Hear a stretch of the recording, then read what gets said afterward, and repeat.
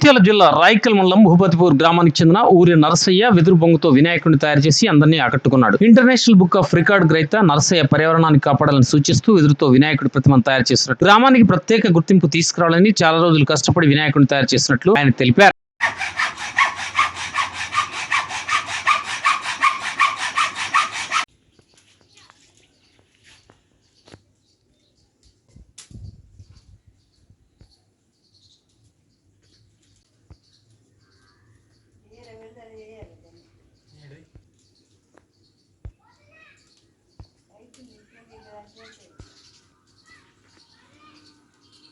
కాళ్ళు కావాలి, చేతులు కావాలి, ముక్కు కావాలి. జై జై జై జై గణేశ జై జై జై జై జై జై జై జై వినాయక జై జై జై జై జై జై జై గణేశ జై జై జై జై జై జై జై జై వినాయక జై జై జై.